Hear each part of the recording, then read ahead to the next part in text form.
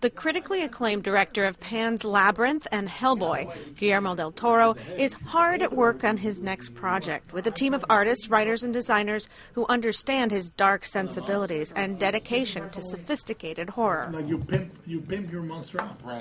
The project is called Insane, and del Toro predicts it will consume 8 years of his professional life. But it's destined for the small screen. It's a trilogy of video games.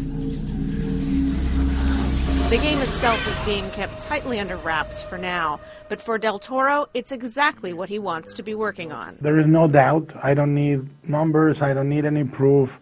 The platform and the art form and the narrative form of video games, the medium, is going to become an essential part of storytelling in the next century. And this century. Del Toro has partnered with THQ and executive Danny Bilson, a screenwriter who crossed over to games and recently led the production of Homefront. As a longtime gamer, to him, the switch was a no-brainer.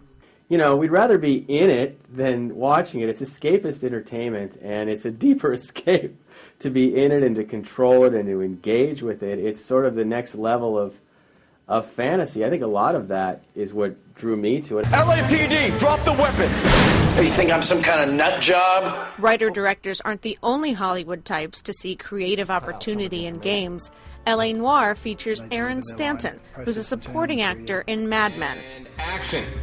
So the guys' names that I've been seeing doing the repairs on the heaters, they're fully licensed and accredited. Some of your men aren't fully licensed. Here he stars as Cole Phelps, a rookie who works his way up to detective in the Los Angeles Police Department of the late 1940s. He's on a mission to right some of the wrongs. I mean, he was decorated while at war and considered a hero, but, you know, there's a lot of inner turmoil and conflict to sort through. Your main character is going to write itself through the actions of your gamer, and the outcomes of the game, to a certain degree, are dictated by your good or bad choices. So one of the things we emphasize in Insane is the freedom to do things that are completely wrong or right, but they're in the hands of the player. Games started as reflex tests, like Space Invaders or Pong, evolved into mazes, with Mario zigzagging and hopping across the screen.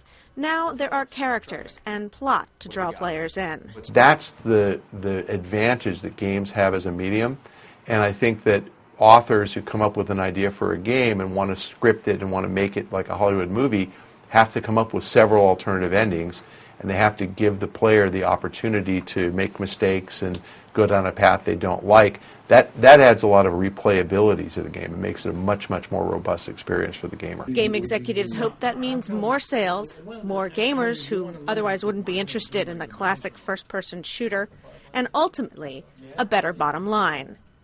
I'm Raquel Maria Dillon, The Associated Press, Los Angeles.